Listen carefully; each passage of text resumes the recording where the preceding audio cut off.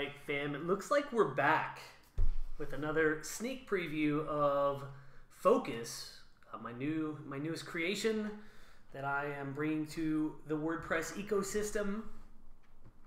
And last time we talked in the previous sneak preview video, I presented you the 3 new content presentation styles available in Focus. And that is full page, focus style, and then readability style. And the focus and readability kind of the core core content presentation styles in Focus. These are really the main things. This is what you guys will be using and enjoying in the not too distant future. There's lots to talk about with respect to, you know, what we can do with content and presentation, all that stuff. But today I actually want to talk about the design system and also, you know, in a more detailed fashion, the design options that are available in Focus and how you guys can start using those right away. So let's get stuck in and we will take a look at all that stuff. Go to my handy picture-in-picture view. Yes, look at this. Okay, so this is the content options page. We're going to slide on over to the design options page if I can figure out how to use a mouse. Yes, okay. All right, so we'll run back over here, take a look at the default focus design and readability mode. There it is. Sort of just is what it is, all right? But so we'll dive in, we'll take a look and see what we're actually working with here.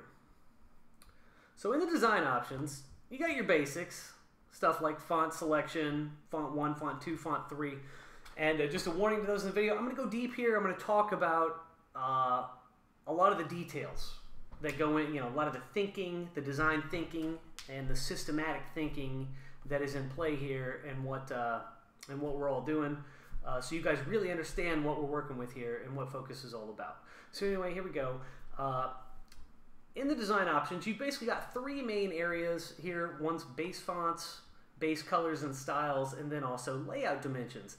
These are like setting up the prerequisites. They're setting up the variables for our entire design environment.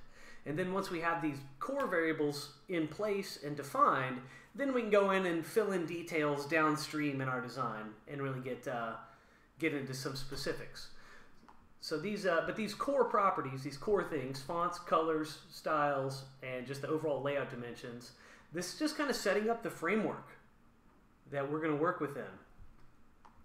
And as far as fonts go, all you need, this is the bare minimum of inputs necessary to kind of do anything you want with the design. So as far as fonts go, the first thing is a font size. And a primary font size is the font size that is in use in the body text, in like an article, in that the main run of text in an article, this stuff, this is the primary font size. The primary font size is, for most websites, a website that is going to have a lot of text on it, a normal website. For a normal website, the primary font size is one of the most important things you can possibly choose in the entire design. It's one of the most important variables. My personal website, Personified, we'll hop over there real quick. Personified, as you can see if it ever loads, even though it's super fast, my computer's in a headlock now because I'm doing this recording. Anyhow, Personified uses a size 20 font. Size 20. Let's here we go. There's what 20 looks like. Boom. So 20 is pretty big on desktop. I think it looks really nice, very easy to read if I'm on my laptop or whatever on the go. These pages, these words are big. It's easy to read, no problem at all.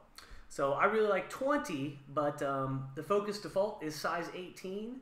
And 18 is a really great size because it is equally applicable on desktop and mobile. So whereas, you know, if you wanted like a huge font on your desktop of 24 pixels or something like that, 24 pixels is too large for fonts being rendered on a mobile device. You can only get a few words per line in that case, so it's just too big. It's not good for reading. My experience is that you really don't want to go over 18 on a mobile device. You can go up to 20. I'm getting away with 20 on my personal site. But any larger than that, you just don't, like, text just doesn't look right. You need more words in a column. more words across in a column of text for it to look like something you want to read. So anyway, 18 here is the base. So 18 is great because it doesn't require you to make it any smaller for mobile, which entails a lot more CSS, a lot more overhead. And you don't have to make it any larger on desktop. Same deal, just in the other direction. No need for additional overhead. One size fits all. This is great. The next thing is the fonts that are going to be in play in your website. So for a long time, it's kind of been a mantra in the design community that you never use more than 3 different fonts in one design. There's some good practical reasons for this. Number one, it's just like it starts looking like confetti and just like a bunch of crap thrown on the page if you use 6 different fonts because you think you're clever. Number one, it costs a lot of resources to use a bunch of different fonts. Each font that you're going to use that is not installed on a user's machine, meaning fonts that are not considered to be system fonts, which there's not many of those anymore. Certainly not that many sexy choices.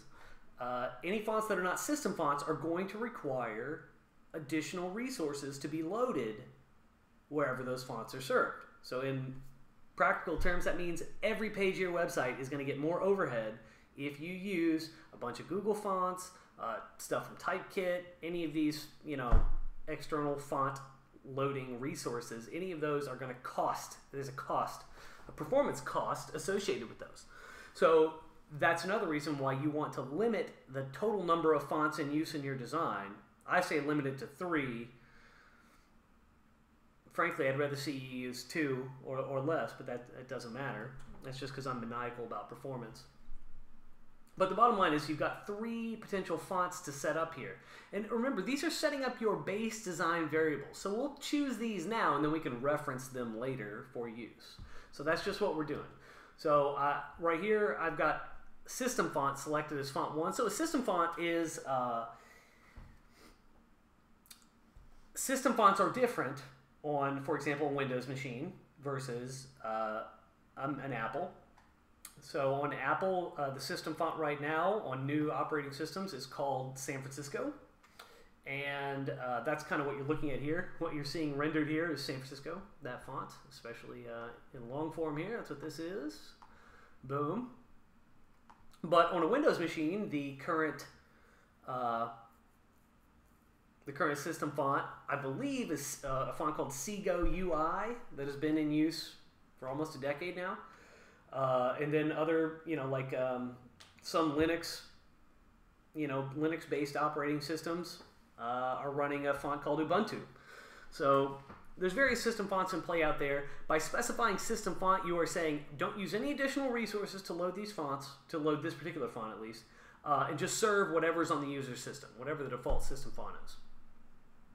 So this is the, it's low resource usage, almost no resource usage, and it caters to whatever environment the user is accustomed to seeing. So if you're on a Windows machine and you're seeing Seago UI, you're seeing this sort of continuity between the various apps you use, which are all presented in Seago UI, and then now also your website. If you want to change fonts, that's totally cool. Focus has, at this time, I think 113 Google fonts built in. I think there's something like 1,000 Google fonts available now, something, ballpark around there. And all the Google fonts in this drop-down list are marked with a G, very clear. And the reason why there's only a fraction, about 1/10 of all the Google fonts out there available, is because I've only included ones that have 400, which is normal, the regular typeface, the regular font, and then italic, so regular, italic, and then also bold. And the reason why you need those 3 faces to be able to render, the reason why I've only included fonts that have those 3 faces is because that is the minimum necessary to render content properly. Because it's quite likely that on your website somewhere, in all your different posts and pages or whatever, you're using bold text like this somewhere. You've probably got italicized text somewhere else. I've got some on this page somewhere, I'm sure. Who knows where it is? It's there somewhere, though. Bold, italic, and then regular text like most of the body text here.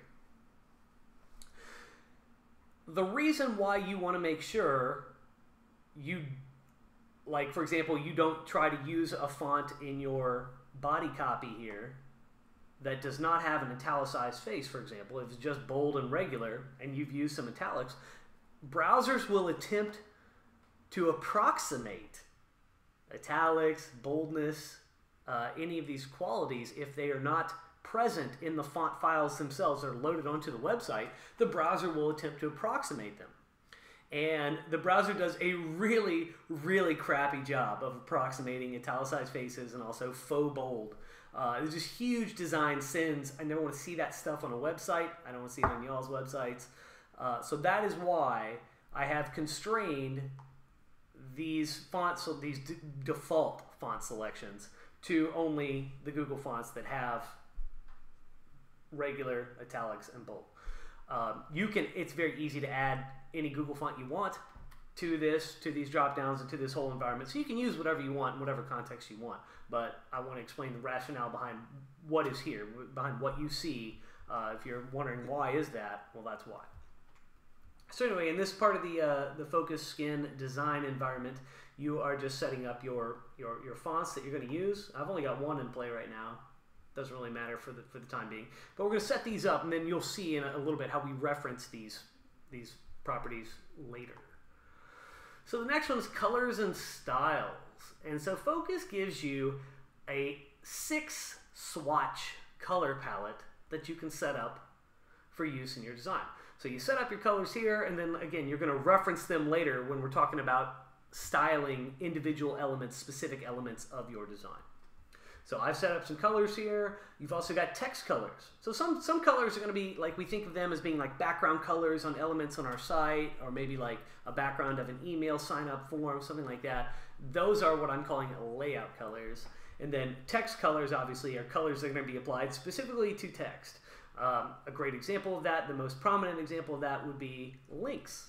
Your link color is one of the most important branding decisions you're going to make on your site, for continuity there, for visibility of links, all that stuff.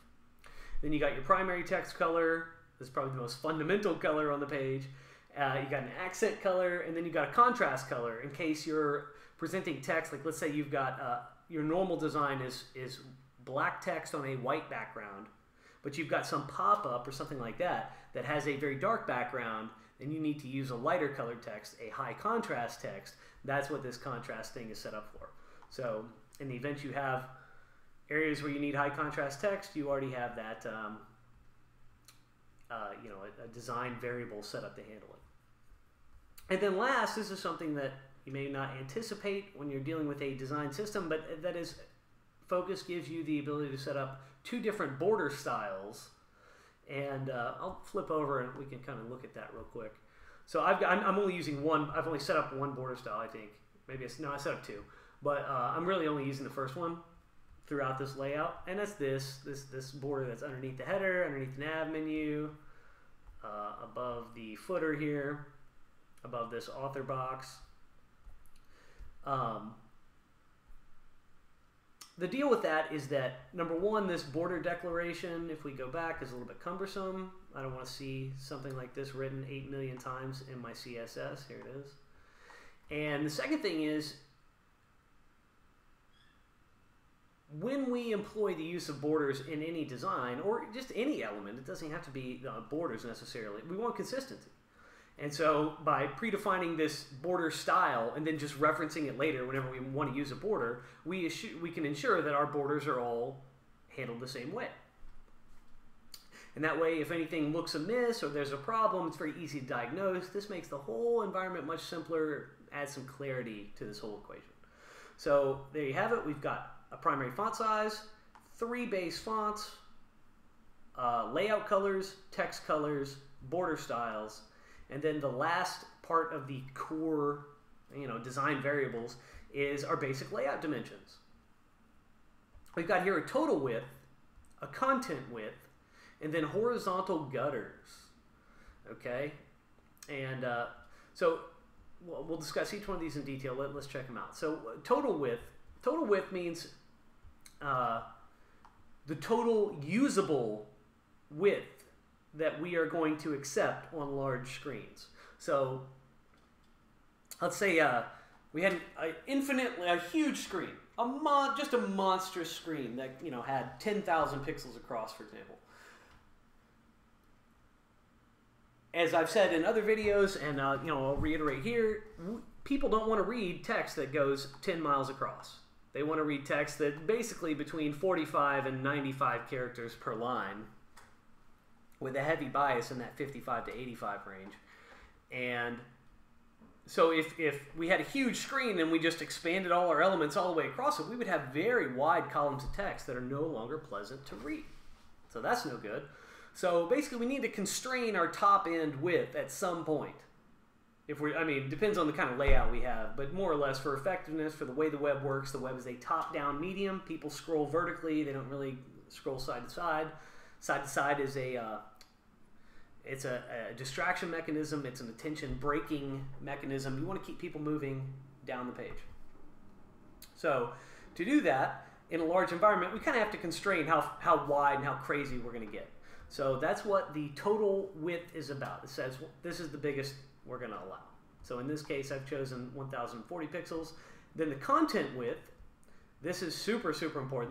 This is arguably one of the most important design variables that we're going to establish, is the content width. That's what this area is here. So we're saying that, and I can give you all a visual. We'll back up real quick. Here's a visual in the container, the 1040. So you can see the blue area.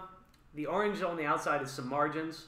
The blue area here is 1040 pixels wide. That is how wide I have said the total layout should be. So that is my usable horizontal space here that I've defined. And now we've got the text there, the content width, which constrains our text. It says this is the widest we want a legible column of text to be on this website. So here it is. The blue area shows that. It's currently set up to be 644 pixels wide. And so when we say, okay, I want it to be this wide, I want my content width to be this wide, and I want my font size to be this value, when we save that, Focus takes that information and optimizes the line height. It optimizes all the physical characteristics of the entire layout, but how it does that, and the first thing it does, it says, okay, so if we have font size 18 and a content width of 644 pixels, what is the best fit line height? The best fit line height according to the golden ratio. What is, you know, the resulting line height that's going to make this look the best? In this case, with these exact layout dimensions, that line height is 30 pixels. So 18 pixel font size, 30 pixel line height. And that's why this looks the way it looks. That's why there's this much space between the lines. But everything in the layout ends up being informed by this value, the line height of the primary text, which in this case is 30 pixels. So when Focus determines the line height of the primary text, it then says, okay, this is now our fundamental unit of white space. So with these exact settings that you're looking at, the fundamental unit of white space is 30 pixels. Okay, so this is now the main value that's going to inform all the other spacing and even some of the sizing in our design. In addition to that, Focus takes that font size of 18 pixels and then applies it, it creates a typographic scale, which is a series of different font sizes that we're going to be able to use. It does size 1, size 2, size 3, size 4, size 5 is the default font size that you have entered, and then size 6 is one size smaller than that. All those sizes, that typographic scale, all calculated with the golden ratio. So there's nothing arbitrary about it. It's just sized proportionately. It doesn't matter what you enter. Any typographic scale that gets spit out of this is all going to be sized proportionately with the golden ratio. It all scales up and down infinitely, and it's perfect. So after you input your design variables, hit save, Focus determines your primary line height. It also determines your typographic scale. And then it looks at your typographic scale and says, okay, well, what are the corresponding line heights that go with my typographic scale values? And we can visualize this to help you all understand, because I realize this is getting pretty technical. So this is my golden ratio typography calculator tool. And what you're looking at over here on the left here, this is what a golden scale looks like. 18 and 30 is our primary values. 18 is the font size, 30 is the line height that goes with it. These other values are the other typographic scale values, 6, 5, 4, 3, 2, and 1, and the golden ratio line heights that go with them. So what does that mean? That means that wherever we deploy, so let's say heading size 1, as you see here, this is going to be size 47, and the line height of that particular line is 72 pixels. So that helps. So if we, if you didn't have that line height for this huge size, you would just have to guess at how much space needs to be, around it for it to look good within the context of the rest of this design. Focus takes all that stuff out of the equation, sets it all up. Everything is proportionally related. You don't ever have to think about this stuff again. It all just looks perfect. Hey. That is how a good design system is supposed to work. You figure out how to do this stuff one time, it's complicated, it's whatever, you create software for it, then you input one value and it just gives you the goods, and you never have to think about it again. Okay, so we dip back over here, and so Focus is going to figure out the font sizes from the scale, the line heights that go with the typographic scale, and then also your spacing units. And like I said, the line height of the primary text becomes the base unit of white space, the primary unit of white space that's going to inform the rest of the design. But we also can take that primary value and then determine other proportionally related spacing values to use throughout the design. And that's what this golden spacing units section that you're looking at here is all about. And Focus does this. This is just a visual representation from the golden ratio typography calculator. But bottom line is you've got a scale of spacing units that you're going to be able to use also. Now in the context of Focus, I actually refer to spacing units as X whatever, X2, X3, X4, X5, X6. Font sizes are F1, F2, F3, F4, F5, F6. And then the golden ratio line heights that correspond to these font sizes are G1, G2, G3, G4, G5, and G6. I realize this isn't going to be completely like, lucid for everybody right now, but, we're just getting introduced to these concepts, so keep that in mind. As you can see here, Focus also labels, this is a variable name. So you've input the font size, and what's this F5 here? I said, the font sizes are F1, F2, F3, F4, F5, F6. F5 is your primary font size. This is showing you that the design variable within the Focus environment for this value is F5. Now, I'll expand upon this more in just a little bit, but the bottom line is you have variable references for everything that gets calculated here. And then you can then reference these in your CSS. So you're never writing like 18 pixel font size in your CSS for customizations ever again. You reference a value here, and then if you ever should change some of your layout variables, everything else will respond to your changes. You don't need to make one change and be like, oh crap, now I got to go adjust 37 different things. I don't even know which 37 things I need to adjust. Make one change, it propagates out to everything else. That is the smart way to do customizations. So let's go back down here and we'll continue our little journey.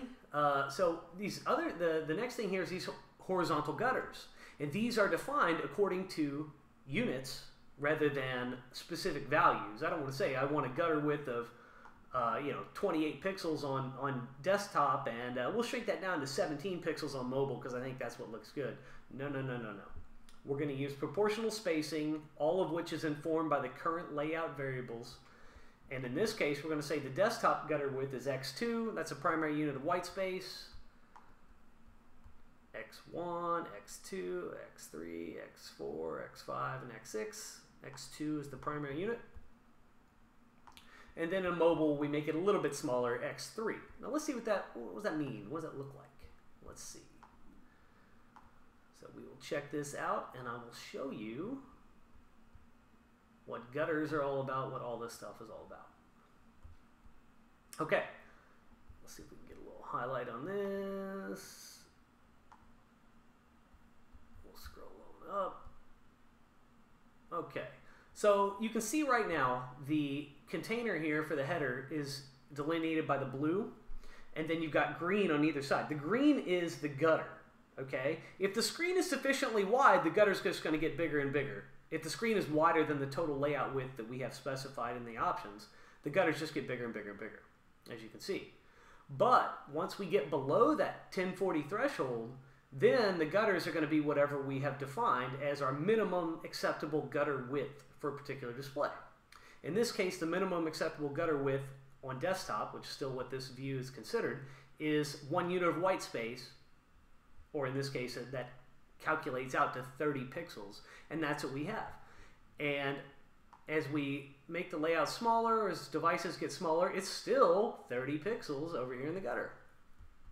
Until we reach a size where the content cannot display its full 644 pixels of width that we have also defined.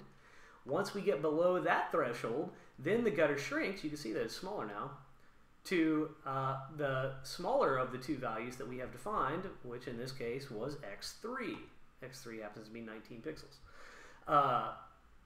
So you can see how that works. You're defining a gutter width, because you got to have a gutter. You never want to have any, I don't want a user on any device to ever pull up a site running Focus and to have text touching the edges of the screen. You got to have some white space there to breathe. It makes it easier to read. Obviously, you need some white space on the sides of the layout. Gutters are an essential part of the legibility equation, especially as devices get very small. And Focus gives you the ability to have differing gutter widths because, the reality is you might want a smaller width on mobile, but when you've got enough room to accommodate a larger gutter, you may as well have a larger gutter. I really think a gutter should be equal to a minimum of 1 unit of white space, but I'm willing to make exceptions on really skinny, narrow mobile devices where you just don't have that much real estate to deal with. You still have a gutter, you just make it smaller than the desktop gutter because you got to have a gutter, but you also want to cram as much text in there as possible. Or whatever. I think you guys get it. So that's how the gutters work, and that's why we declare those, because we declare those as a core design variable in Focus, because these things have a direct effect on how the responsiveness works. So it's kind of a core aspect of the design. Like, we really need to define this, and then we have a perfectly fluid, wonderful layout that we can use once this stuff is out of the way. Okay. So, you guys get your feet wet with the design system here. I know that this is all new stuff. I've never seen anyone proposing this stuff. We got a typographic scale, corresponding line heights, spatial variables, x1 through x6, predefined fonts. We've got layout colors. We got text colors. We got some border styles that we've predefined. We've got our layout dimensions, and then we've got the gutters so we can kind of determine how all this stuff behaves dynamically in different environments. That is a sufficient core of basic options, basic information to set up an entire design system that we can then use to be awesome. And let's look at how we can use that to be awesome. So now that we got our base stuff defined, we're going to dive in here to layout sections and see we've got the body, the HTML, the whole body, the HTML document body. Then we've got header, content, and footer. These are our core basic layout sections that are applicable in Focus. So here's our header. Boom. It's the green and the blue here at the top. The green indicates vertical padding on the top and bottom, which we'll go into in just a second. And then, what you're looking at there is the header. We've got a nav menu section. We've got the content section, which is a main component. And then we've got a footer section down here at the bottom. There it is, footer. Boom. This guy. This guy. Okay. So we've got those sections, and we can, a normal activity you might want to do is give it a background color, start designing it, start styling it. Let's see what we got.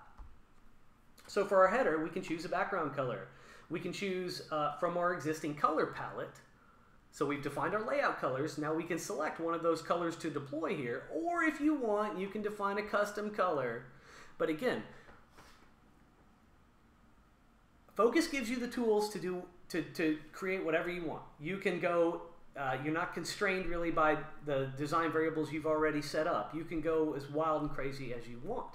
But the reason this is set up to have you choose from stuff you've already predefined, and we'll see this again over and over in different contexts with font sizes, with spacing, with padding, with color selection. We're gonna draw from what we've already defined, because this is going to get us all thinking in terms of systems, about setting up variables and then deploying those variables. We don't want to say, okay, I've decided that my branding color is 12A7FF, and then go around and write 12A7FF in 56 different places to apply my branding color in that fashion. That is a clown show. We want to define it one time and just set up references and say, hey, you here, you header, use this. Use this thing I've defined from my system. That is the way we do it. So the most natural mechanism then here to define a color for your header background would be to choose one of your 6 colors that you've set up in your color palette. What's cool about this is when you choose a color, you see how this field changes. It changes to show you whatever color you've defined it as. That way you don't have to remember, like, oh, I know that color 4 was the color I wanted. It's like, no, you get the visual confirmation here so you can see that it is what you've wanted it to be. You can choose a text color here. You can choose from your primary, accent, contrast, your link color, or a custom color. Same kind of deal. And then you can also set up the padding top and bottom I showed you right here. The green spaces on the top and bottom, that's our top and bottom padding. You can actually control that. And right now I've set it up to be the X3 spacing unit from our spatial variables. And then you can also choose whether or not you want to have a border beneath the header. So we'll leave this as it is. I've chosen color 5 for my background color. We'll save that, take a look real quick so you guys kind of get a real world feel for this. And there it is, easy peasy. Now the header has a different background color. So it's just that easy. And these are kind of like the most basic customizations people want to make. Like, oh, I want this to be green and I want my footer to be dark blue and blah, blah, blah. You get it. So we'll go back in here. We're going to change this back to nothing because it keeps the CSS even leaner. So you can do that same sort of treatment to the header, the content, and the footer. And then, and that's pretty much it for your primary layout sections. You just define those basic characteristics, and then, and that's really that. We move on now to site elements. These are site-wide elements, I could also say. This is stuff that appears mostly on every page of your site, universal type elements. You have finite controls for these. Each control set is custom tailored to what you might actually want, or like the most basic stuff you would want or need to customize a particular element. So like site title, you can change the font. And the font, you choose font 1, font 2, and font 3, what you've already selected, the stuff you've already set up in your design variables above. You choose a font size, like I said, and you're picking a value from the typographic scale that's currently in play. You can make it bold, italicized, or just basic. You can change the text color. Site title, same sort of deal. Or site tagline, pardon. I might have said that, who knows. And then your nav menu, which we got here. People always want to change stuff with that. We can make it uppercase, lowercase. Right now it's using F5, the F5 font size, which is our primary font size defined above. You can change the background color of the menu. You can change link colors. And we've got a border beneath the navigation menu section, which I have chosen here to be border style 1, again, defined above. These are called references. If you're referencing something you've set up in your design options, you are just setting up references down here. That is the best way to do things. All right. We got our sidebar controls. I showed you the sidebar in that other video, but you can, control the basic stuff, the background of the sidebar, the font, the text color, yada, yada. Inputs, labels, text. I mean, you can go deep here. Labels, inputs. This is all the basic stuff you're ever going to want to deploy on any normal sort of website. So like whether you're building an app, whether you're doing a one-page thing, whatever you want. Like I built the golden ratio typography calculator on Focus, and I am using some of the input styling stuff to deal with these inputs here on this side. That's great. That was less work that I had to do when I set up this site. And I got to also button styles. We predefine those over here as well. You can set your colors up. I'm just going to go into some cool stuff here. You know, we've got our basics with input types, but the buttons are kind of more fun. This is a button here.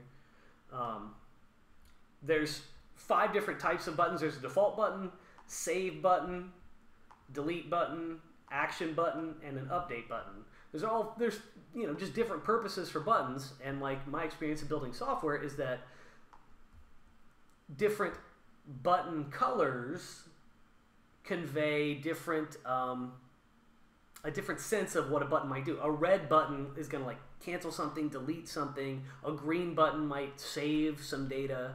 A blue button I call an action button. So like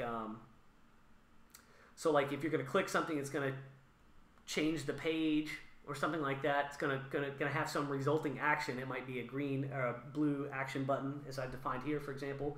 And then an update button. Update buttons are yellow, or I've set it up to be yellow. You can make it whatever you want.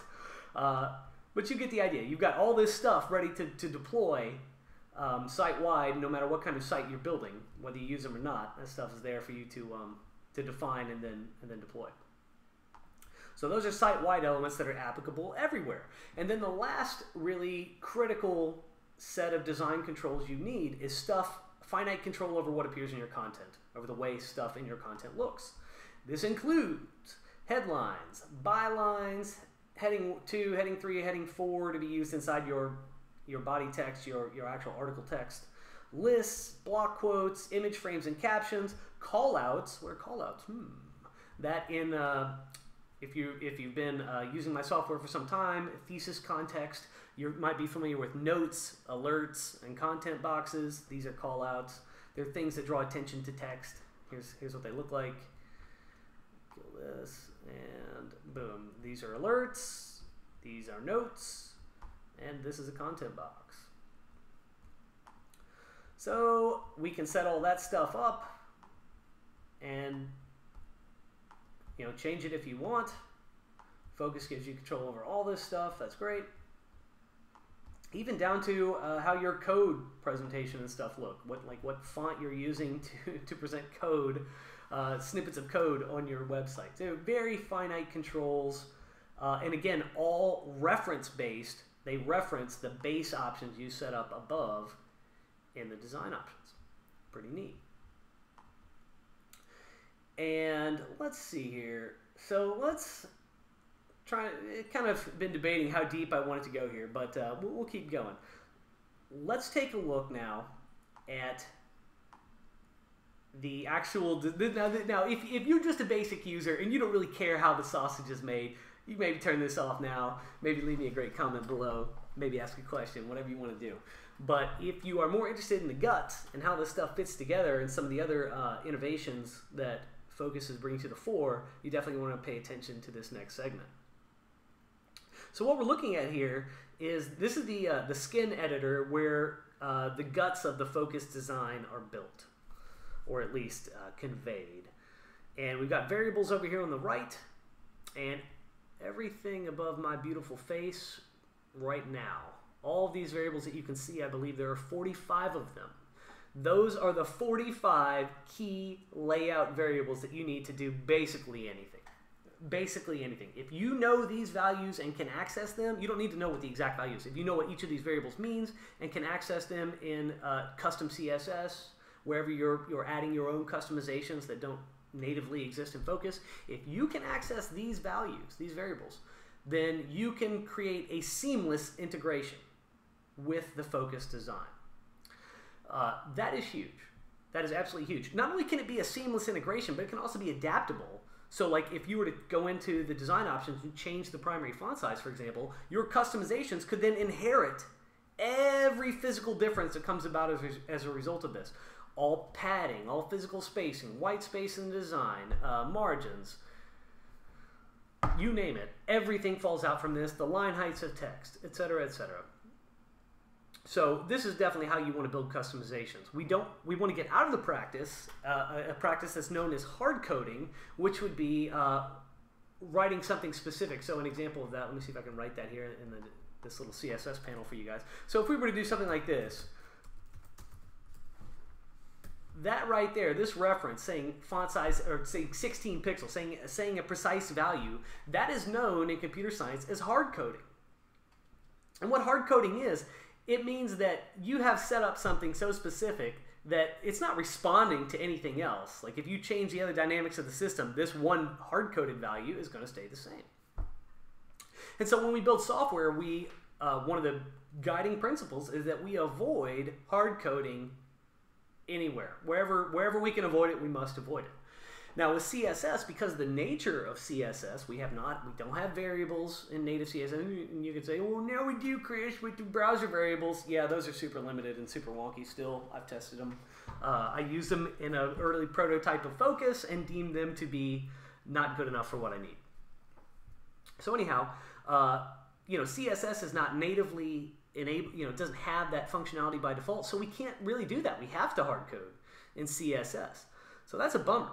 But advancements over the last few years, such as SCSS, CSS preprocessors, have given us the ability to do a lot more dynamic things, variable-driven things with layouting and writing CSS. So that's kind of opened the door to making this possible. Well, I have also had, the software you're looking at right now, I started developing in 2011. I've been working on it ever since, been maintaining it since, and this is it includes an SCSS preprocessor in this environment, but it also is variable enhanced in a way that nothing else is.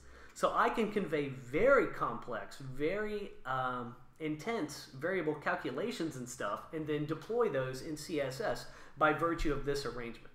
So if you only had SCSS, it would be decent, and you could achieve some cool outcomes, and you can. People are writing good SCSS out there.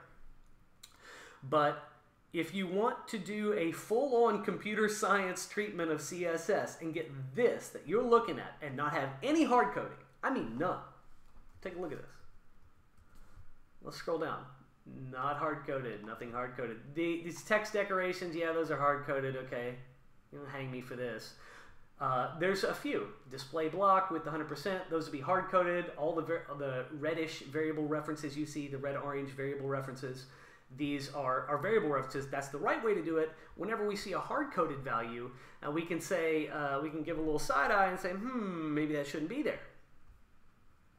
So ideally, we want to get rid of every hard-coded thing ever in CSS and have this perfectly dynamic environment. This is as close as I've ever seen, and certainly the closest thing that exists on planet Earth right now. So, there's so many points to make about this. Like here's an example. So this text area definition in the core focus style sheet, it's got these three things that do look hard-coded.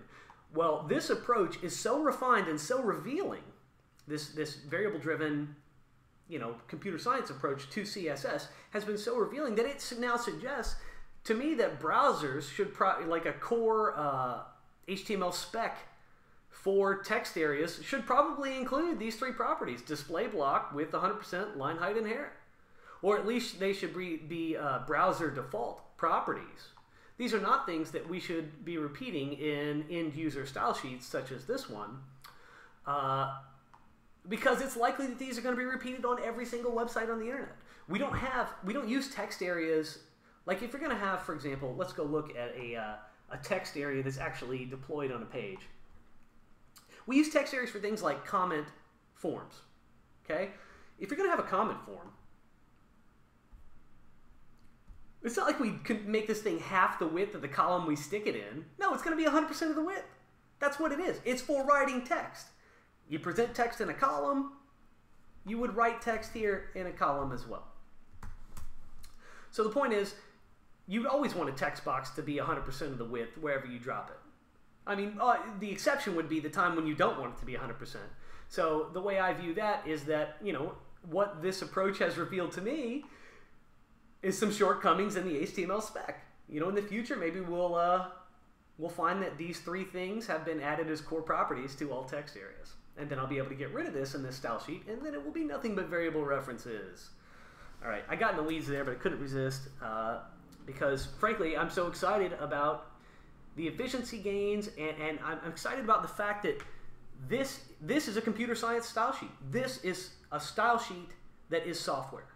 This has never existed in this capacity before. This is the most powerful CSS any of us have ever seen. Most powerful, most flexible, most dynamic. It's awesome.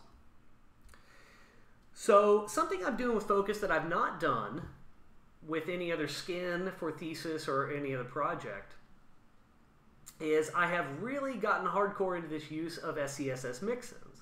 Now I know they exist, I've just not really leveraged them in any sort of reasonable capacity. But where I'm at now, where my headspace is at with this, is I want interchangeable parts.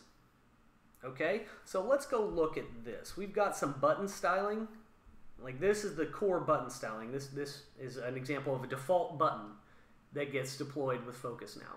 This style of button, I like it. It's like a push button style. It is one way of doing buttons. But you've seen buttons done tons of different ways. I mean, I'm not going to spend time looking for examples here, but you've seen other styles of buttons on the internet. And let's say you don't like this particular style that I've showed you here, and you want to change it. Well, it would be very easy now to write, let me just see if we can pull this up. Here's what the button SCSS file looks like. It establishes some mix-ins, and then they get pulled into the style sheet. Right here, mix-in button, boom. And then they get deployed down here. And so if we wanted to swap out the button style, you could just point Focus in a different, right now Focus is looking for this particular file for its button styles, but you could point it to a different spot with your own defined button styles, or button styles that the Focus community has helpfully published and made available, wink, wink, wink, wink, wink, wink, wink, and then swap them out. As simple as that. You say, hey Focus, you're looking here for these, look over here, recompile my style sheet, boom, you have a new button style. So that is creating this actual landscape of interchangeable parts in CSS. This is big. This is big. Let's see, it gets even more interesting. So another question that comes up in CSS, especially with in the context of responsive design, is how we handle media queries and the actual responsive adjustments in the design. And so initially, we used an approach where we would have all our CSS at the top of our file, and then the bottom of the file would be a bunch of media query adjustments that say, okay, if the screen size is this, do something else. Okay. That was one way of organizing it. And then we figured out that really mobile first arrangement was better. So where our main style sheet actually speaks only to mobile, and then our media queries that appear underneath it, we kind of just expand the design as we go down, which makes sense. We start small and we get bigger. Okay? That's sensible as well. But what you find if you do this over and over and over for many years, like I have done, is that arrangement makes it impossible to turn off little pieces of the CSS that you may not want to use. So we can't have this perfectly refined output, especially when we start customizing our environment. And that's too bad. So what the answer to that, the antidote to that problem scenario, is actually to have a scenario known as atomic CSS. So that means if we are going to have an element is kind of a nebulous definition here, but we'll say, for example, let's see what the best example in context of Focus is. It is, we'll just use our core text styling, the golden ratio typography styles that get applied to text. So the way they're applied in the style sheet is just that I say that anything that gets the GRT class, .grt, also has these GRT and GRT content mix-in styles applied to them. And this occurs early up in the style sheet. But to truly be atomic, everything germane to this thing must be included in this thing and only this thing. Not like up here and then reference way down here somewhere else in the style sheet, like the prevailing setup for all this stuff goes, that's not good enough. This all has to be grouped together and in the same place.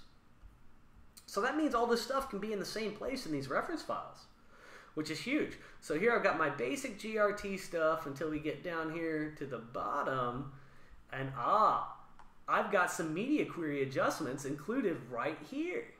Very, very interesting. Here is how this works and what makes this super, super awesome. One of our 5 of these core layout variables are breakpoints, responsive breakpoints that naturally fall out from the dimensions of our layout, from the stuff we defined over here. All right? And also from the gutters are in there too. But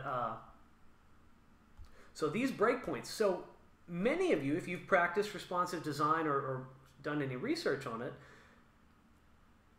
generally speaking, when people do media query breakpoints and responsive design, when they put those in there, they're making arbitrary decisions about where the breakpoints are. So for example, for a mobile, the breakpoint might be at 400 pixels wide or 420 pixels wide, large enough to accommodate the widest Samsung Galaxy or the widest, the iPhone Plus or whatever it is. But that is still hard coding. That is an arbitrary value that you're saying, okay, at this point, do this. But our world is not like that. There are thousands of devices out there, all with tiny differences in what width they show. This one might show 372 pixels. This one might show 378. This one might be 412. This one might be 685. Who knows? The bottom line is we can't hard code to any specific value because we're just guessing and we're going to be wrong some of the time. That's not good enough for me. I want to be right all the time. So how can we be right all the time? Well, the answer in a responsive environment is to only operate off of natural layout breakpoints. Now, this is not a I'm not going to go too deep in the way this is calculated, but it's all based on the variables you define plus the gutters, and there are 5 basic breakpoints we're going to use. Focus actually only uses 4 of these, B2 through B5, as defined here. It doesn't matter what those values are. Like I said, they're going to change based on your layout variables. So we need to get used to thinking in terms of the system. The system says that B2 is the first point really where we want to start making some changes, and then we can make changes up to B5, and we consider whatever happens at B5 to be the biggest layout we're going to deal with. It's that simple. And what's great about this, because it's set up this way, we can then use these values in these separate style sheets and set up these atomic components, and they'll just fit right into the system. They'll get all this information about like the sizing and everything it needs, and then it can adapt perfectly to any setting that we give it. It's amazing. So that's why I've been able to create this add-on, this little add-on CSS here, this mix-in for golden ratio typography, and I make specific adjustments at different breakpoints. No problem. I know what I'm going to get. I know what happens at B3. I know what happens at B2. I'm making these specific changes at those screen sizes. That's great. I do this again, maybe the menu. Yeah, the menu has a little adjustment. The navigation menu does a little adjustment at breakpoint 4 to add a little side-scrolling arrow, or actually to remove the side-scrolling arrow, which lets you know that it's a horizontal scroll menu. Demonstrate that real quick in case you didn't watch my last video. And whoop. So normally the nav's going to have this little side-scrolling indicator, but if you get big enough, it disappears. So that's an example of using this B4 breakpoint to, make a little bit more accessible nav menu. And this is how this works now. So this means you don't have to know anything about Johnny Boy's Focus installation, which he has highly customized, to be able to create a component, maybe something that styles email opt-in forms, maybe something that delivers a pricing table for a business site or for a sales page, something like that. You could create some CSS to handle that, have only dynamic variable references in it like this, load that into his thesis or his Focus environment, and boom, his site's going to pick it up just like that, and it's going to be integrated better than any other piece you've ever seen integrated on the internet anywhere. If we start operating according to this system, this kind of system, operating in this way, we are all going to be working with interchangeable parts, truly interchangeable parts, not this promise of them, this promise of all this interoperability. No, no, no, no, no. This is what it actually looks like. This is how it's done. We can all achieve, so like, I think about this. Over the last 6 years or so with Thesis, the biggest thorn in my side is always accommodating customizations. But what does everybody want to do? You get a design, no one sticks with the stock layout. Everyone wants to make tweaks of some sort. The issue is you have a bunch of people, ideally, you have people that don't know anything about CSS, and why should they know it? You know, they don't know anything about CSS or HTML, but they know that they want to turn this text purple, they want to make this background white, or this background blue, whatever it is. They know what they want to do, like intuitively we get that. We know what it's like to color, for crying out loud. But we have no idea how to do it, and certainly no idea how to do it right. And so what some people do, intrepid people, will search the internet for an answer and then, you know, do trial and error and maybe get the right, you know, some result that they like with a bunch of idiosyncratic code that's going to be really hard to maintain. Or they'll just, you know, use tutorials online, copy and paste stuff. Same kind of deal. You've got a bunch of hard-coded crap that then doesn't respond to any design changes. Yeah, it's just a really, really poor way of doing anything. But this environment says, what you're looking at here, and the way that Focus works, we can say, okay, I want to do this for my comments. I want to, you know, change out this comments code for the core Focus comments code. It's going to look different. It's going to respond to my changes. Maybe I want different input styles. Okay, different input styles, no problem. Maybe I want some specific stuff for WooCommerce. You know, you could swap out handling for that. So you see, we are now in a place where everything can be designed or built atomically and then added on to people's sites on an as-needed basis. The Focus core doesn't need to be like these ridiculously awful omnibus themes that exist in WordPress, like Divi and these other ones. They have 50 bazillion options and components. You know, your site only uses 128 kilobytes of stuff, but hey, you had 26 megabytes get loaded up onto every page, 26 megabytes of crap that you're not going to use, even though you're using a tiny fraction of all this stuff. No, no, no, no, no. This environment is set up for you to only use exactly what you need and nothing else. And any add-on stuff that you want to do, any fancy stuff, can be added on an as-needed basis and integrated perfectly, seamlessly, and ideally without any input from you, the user, other than to say, hey, I want this instead of this.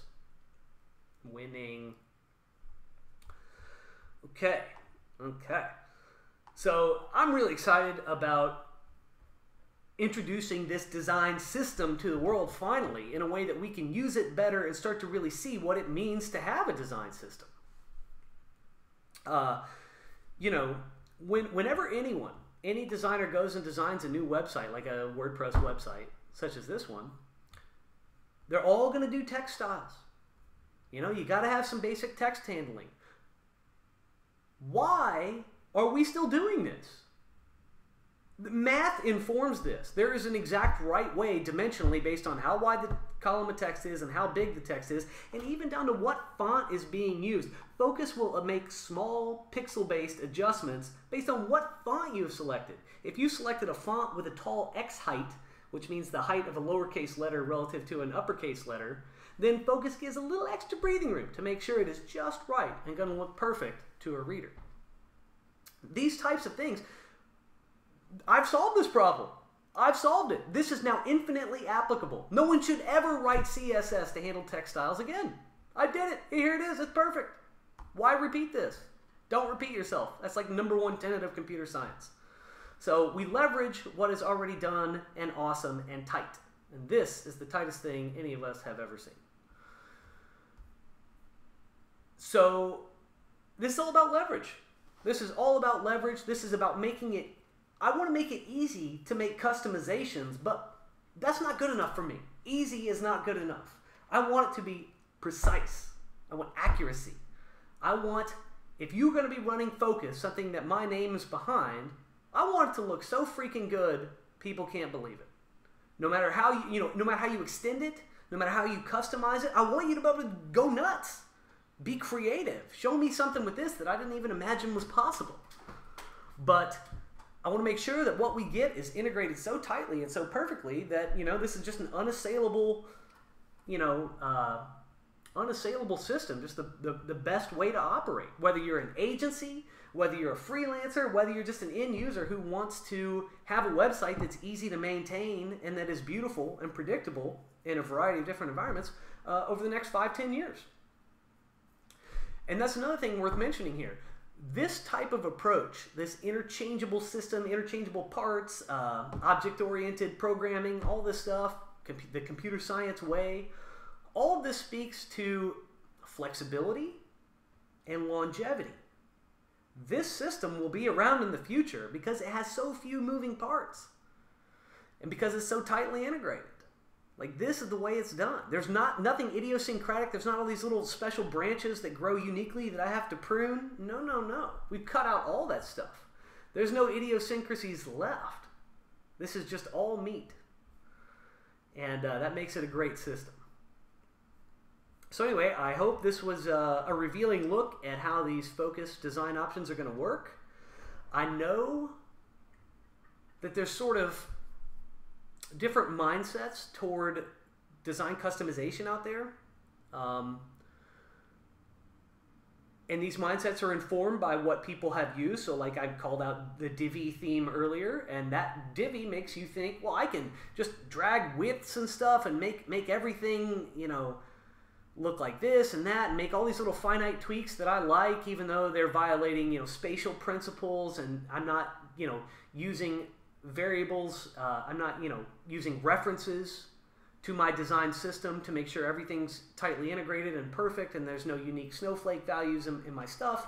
No, no, no. Divi and others make us think that we can just idiosyncrasy it up.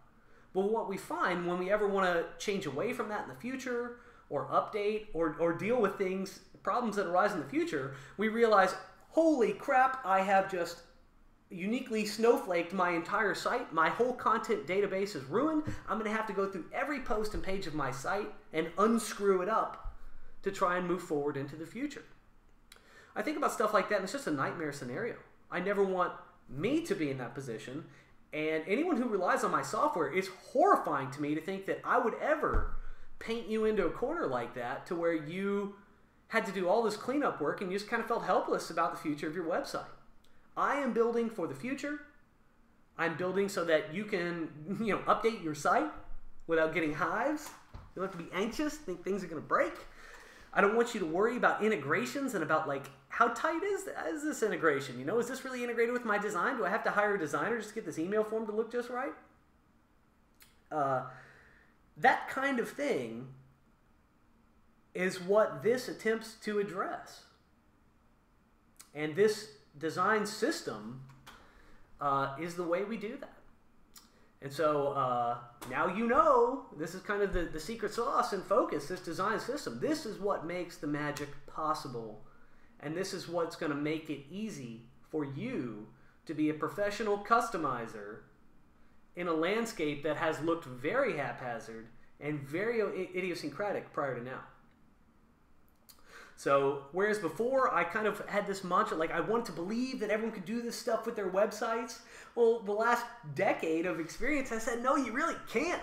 You can really screw it up royally, though. And I didn't like that conclusion at all. At all. I just realized my microphone's 10 miles away.